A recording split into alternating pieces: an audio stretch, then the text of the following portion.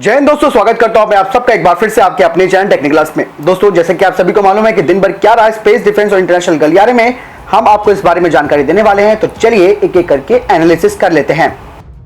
चीन के साथ अभी भी संघर्ष जारी है। ऐसे में केंद्र ने तीनों सेवाओं की युद्ध तैयारियों को बढ़ाने के लिए आपातकालीन आवश्यकताओं के तहत हथियार खरीदने के लिए रक्षा बलों को 3 महीने का विस्तार दे दिया है। भारत ने चीन और पाकिस्तान दोनों दुश्मनों के खिलाफ तीनों सेवाओं को 2020 के मध्य में अपने पसंद के हथियार प्रणाली को खरीदने या फिर पट्टे पर लेने के लिए आपातकालीन शक्तियां प्रदान की थी। सरकारी सूत्रों ने बताया कि तीनों सेवाओं को संघर्ष के लिए बेहतर तैयारी के लिए देशी और विदेशी दोनों स्रोतों से अधिक हथियार प्रणाली खरीदने के लिए आपातकालीन शक्तियों का इस्तेमाल करने के लिए 3 महीने का अतिरिक्त विस्तार दे दिया गया है। सूत्रों ने बताया कि चीन के साथ चल रहे संघर्ष में तीनों सेवाओं ने पहले ही $2 बिलियन अमेरिकी डॉलर से अधिक के अधिग्रहण को अंतिम रूप दे दिया है और किसी भी तरफ की चुनौतियों का सामना करने के लिए अब वे बेहतर स्थिति में हैं। केंद्र ने हथियार स्टॉकिंग भंडार को 15I स्तर तक बढ़ाने की मांग पर सहमति व्यक्त की है, जिसमें कहा गया है कि 10 दिनों के गहन युद्ध लड़ने के लिए हथियार और गोला बारूद जमा करने के बजाय उन्हें 15 दिनों के गहन युद्ध के लिए भंडार किया जाएगा। आपको बता दें कि 2016 में उरी हमले के बाद ये महसूस किया गया था कि युद्ध का भंडार कम था और तत्कालीन मनोहर पर्रिकर जी के नेतृत्व वाले रक्षा मंत्रालय ने सेना, नौसेना और वायुसेना के अध्यक्षों की वित्तीय शक्तियों को 100 करोड़ से बढ़ाकर 500 करोड़ रुपए तक कर दिया और तीनों सेवाओं को किसी भी उपकरण को खरीदने के लिए 300 करोड़ रुपए की वस्तुओं की खरीद के लिए आपातकालीन वित्तीय अधिकार भी दिए गए ताकि उनका इस्तेमाल युद्ध लड़ने के लिए किया जा सके। रक्षा बल हथियारों, मिसाइलों और प्रणालियों की खरीद कर रही है ताकि दोनों विपरीत परिस्थितियों में प्रभावी ढंग से कार्रवाई की जा सके। आत्मनिर्भरता के प्रयासों को जारी रखते हुए भारतीय सेना ने 10 मीटर छोटे स्पैन पुलों के 3 सेटों को शामिल किया गया है। ये 3 set Larsen and Toubro limited ने औपचारिक रूप से भारतीय सेना को सौंप दिए हैं। निजी उद्योग और डीआरडीओ के सहयोग से बनाए गए ब्रिजिंग सिस्टम से सशस्त्र बलों को किसी भी ऑपरेशन के दौरान काफी मदद मिलेगी। डीआरडीओ की सहायता से लार्सन एंड टूब्रो लिमिटेड ने 10-10 मीटर के ब्रिजिंग सिस्टम बनाए हैं। इन छोटे स्पैन को जोड़कर कहीं भी बड़ा पुल तैयार किया जा सकता है। इन्हें सेना में शामिल करने के बाद अब किसी भी ऑपरेशन के दौरान कम समय में पुल तैयार करने में मदद मिलेगी। ये उपलब्धि सशस्त्र बलों को स्वदेशी रूप से डिजाइन और विकसित ब्रिजिंग सिस्टम विदेशी निर्मित उपकरणों से दूर करने की दिशा में भी एक महत्वपूर्ण कदम माना जा रहा है। चीन ने हिंद महासागर में पानी के अंदर ड्रोन का पूरा बेड़ा तैनात कर रखा है जो महीनों तक काम कर सकता है। इन ड्रोनों को तैनात करने के पीछे उसका मकसद अपनी नौसेना के लिए खुफिया जानकारी जुटाना है। इसका हाल ही में खुलासा किया गया है। फोर्ब्स मैगजीन में छपे आर्टिकल में कहा गया है कि काफी संख्या में इन ड्रोनों को तैनात किया गया है। ये अंडरग्राउंड ड्रोन यानी कि sea wing glider uncrewed under water vehicles के किस्म के हैं। इनको यहाँ दिसंबर 2019 के मध्य में लगाया गया था। इनके माध्यम से चीन को फरवरी माह तक 3400 निगरानी सूचनाएं प्राप्त हुई थी।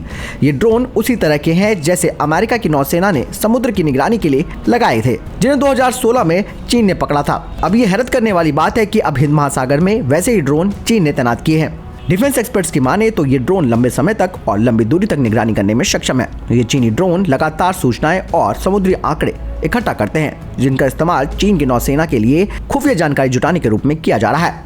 अब यहाँ पर भारत को हिंद महासागर में काफी अलर्ट होने की आवश्यकता है और इस तरीके के ड्रोन अगर दिखते हैं तो उन्हें तुरंत नष्ट भी करना होगा। पाकिस्तान की वायुसेना में 14 JF-17 thunder block 3 fighter jet शामिल किए गए हैं। पाकिस्तान ने चीन की मदद से देश में ही इन नए लड़ाकू विमानों का निर्माण किया है। हालांकि इसमें पाकिस्तान का क्या रोल है वो सिर्फ पेंट करने को लेकर है। ऐसा कहा गया है कि ये विमान लंबी दूरी तक निगरानी रखने में सक्षम अत्याधुनिक रडार सिस्टम और हवाई हमला करने की ताकत से लैस है। पाकिस्तानी एयरफोर्स के चीफ मुजाहिद अनवर खान ने दावा किया है कि ये विमान भारतीय वायुसेना के पाकिस्तानी एयर स्पेस का उल्लंघन करने पर जवाबी कार्रवाई करके युद्ध में अपनी क्षमता को साबित कर चुके हैं। वहीं चीन के राजदूत ने कहा कि पाकिस्तान के पास अब इस विमान को बनाने की क्षमता आ गई है। चीन के राजदूत ने कहा कि पाकिस्तान ने अब JF-17 विमान बनाने की क्षमता हासिल कर ली है। अब वह अत्याधुनिक फाइटर जेट बनाने वाले दुनिया के कई देशों में शामिल हो गया है। उन्होंने कहा कि JF-17 पाकिस्तानी डिफेंस की रीढ़ है। बता दें कि पाकिस्तान ने चीनी विमानों को ऐसे समय पर अपनी एयरफोर्स में शामिल किया है जब भारत ने फ्रांस से आए राफेल विमानों को अपनी वायुसेना में शामिल किया है और भारत का चीन के साथ गतिरोध बना हुआ है। हालांकि उनका ये जो नया फाइटर जेट है वो राफेल के आगे कहीं नहीं टिकता है।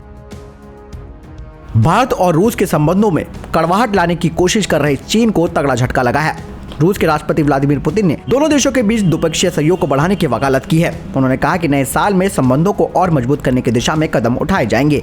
साथ ही उन्होंने कहा कि रूस और भारत क्षेत्रीय एवं वैश्विक एजेंडों से संबंधित सामयिक मुद्दों के समाधान के प्रयासों के साथ साथ द्विपक्षीय सहयोग को आगे बढ़ाने की दिशा में कार्य जारी रखेंगे।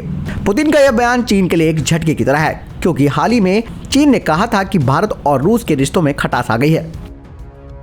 दोस्तों, अगर आपको यहाँ तक वीडियो पसंद आई हो तो आप प्लीज वीडियो को लाइक जरूर कीजिएगा, इससे हमारा उत्साह बढ़ता है ताकि आप तक नए नए अपडेट्स पहुंचाए जा सके। भारतीय नौसेना के साथ डीआरडीओ ने गोवा के तट से IL-38SD विमान जो कि इंडियन नेवी का है, उसके लिए कंटेन शायक NG जो कि भारत में बना स्वदेशी रूप से डिजाइन और विकसित किया गया एयर ड्रॉप्ड कंटेनर है, उसका सफलतापूर्वक परीक्षण किया।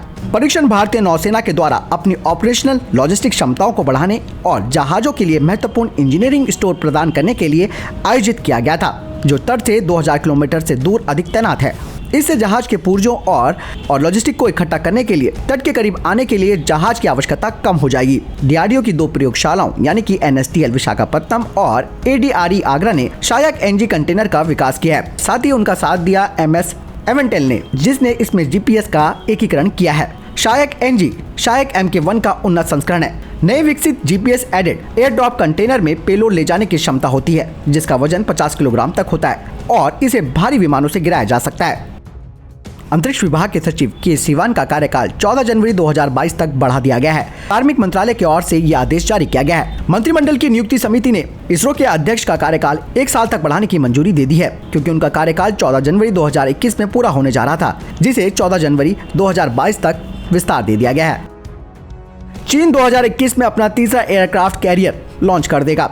चीन ने 1 साल पहले अपना दूसरा एयरक्राफ्ट कैरियर शेंडांग को लॉन्च किया था, जो कि उसने स्वदेशी रूप से विकसित किया है। आपको बता दें कि शंघाई के पास जियांगन शिपयार्ड में 2 विमान वाहक और बनाए जा रहे हैं, जिन्हें 2021 में लॉन्च किए जाने की संभावना है और इन्हें सेवा में 2023 में लाया जाएगा।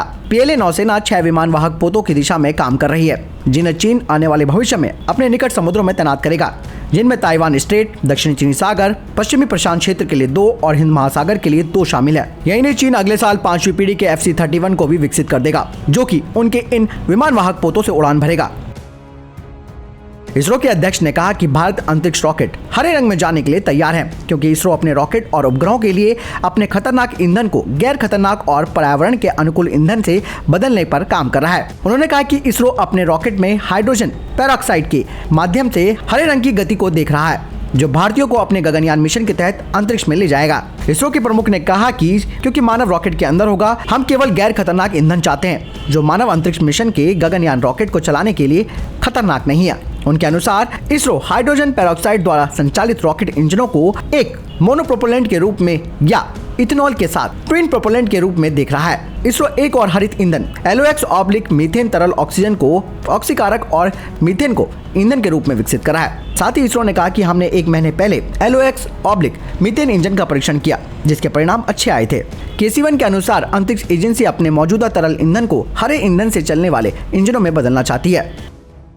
दोस्तों, ये थे अभी तक के टॉप डिफेंस और स्पेस अपडेट्स। वीडियो के संबंध में कोई प्रश्न, जवाब या आपका कोई सवाल है, आप जरूर मुझे कमेंट सेक्शन में लिखकर पूछ सकते हैं। फिलहाल इस वीडियो के लिए इतना ही। अगर आप में से जो लोग हमारे इस चैनल पर नए हो, कृपया करके इसको सब्सक्राइब करना ना भूलिएगा। इस वीडियो के लिए इतना ही, मिलता हूं नई वीडियो के साथ, तब तक अपना ख्याल रखिएगा। जय हिंद, जय भारत।